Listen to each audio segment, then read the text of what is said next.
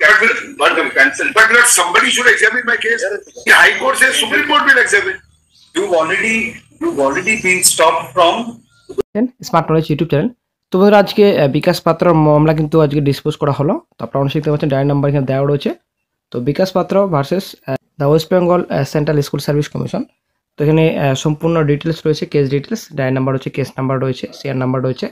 তো 12/9/25 আজকে কিন্তু মামলাটির শুনানি ছিল honourable mister justice Sanjay Kumar sir এবং অনারেবল মিস্টার জাস্টিস অলোক আরাদে। তো সিএল নাম্বার 50-তে আজকে কিন্তু কোর্টে উঠেছিল মামলাটি।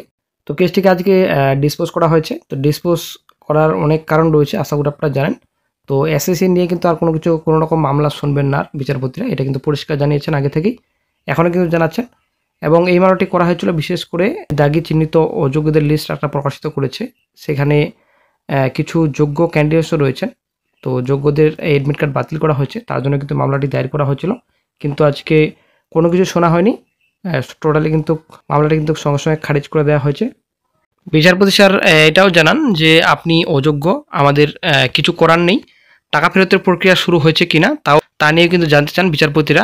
এসএসসি আইনজীবী কল্যাণ বন্দ্যোপাধ্যায় জানান যে 7 তারিখের পরীক্ষাটি খুব স্মুথলি হয়েছে এবং তারপরে বিচারপতিরা প্রশ্ন করেন আপনাদের দেওয়া তালিকার স্বচ্ছতা নেই কেন, এত কনফিউশন হচ্ছে কেন।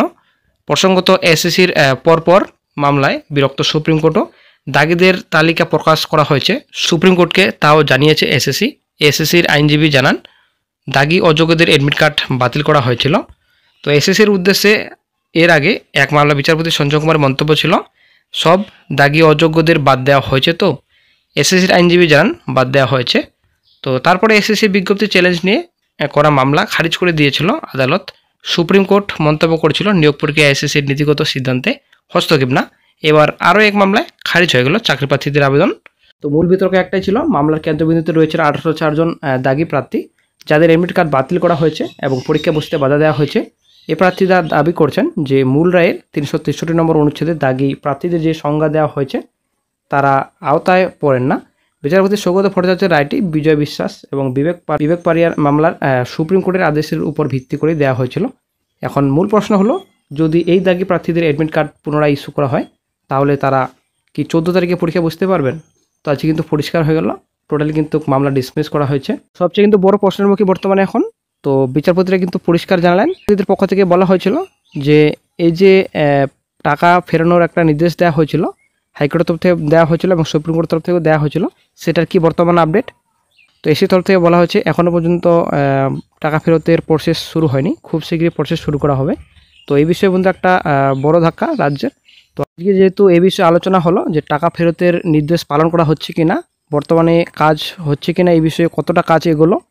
তো এসির তরফ থেকে বলা হলো এখনও প্রসেস শুরু হয়নি, খুব শীঘ্রই প্রসেস শুরু হবে। তো এই বন্ধুরা একটা বর্তমানে এখন প্রশ্ন যে সত্যি কি রাজ্য সরকার এবং এসএসসি টাকা ফেরতের নির্দেশ দেবেন, টাকা কি ফেরত নেবেন চাকরিহারাদের কাছ থেকে, এটাই হচ্ছে এখন বড় প্রশ্ন। তো সুপ্রিম কোর্টের নির্দেশ তো মানতে বাধ্য অবশ্যই, তো হয়তো টাকা ফেরতের প্রসেস খুব শীঘ্রই শুরু করা হবে। তো একটা বিশাল বড় কিন্তু চিন্তার বিষয় চাকরিহারাদের, যদিও চাকরি অলরেডি কিন্তু চলে গেছে, তাদের প্যানেল ছিল দুর্নীতি ভরায়, তার জন্য কিন্তু আজকে প্যানেল বাতিল করেছে হাইকোর্ট এবং সুপ্রিম কোর্ট, জন্য কিন্তু আজকে 26,000 চাকরিহারা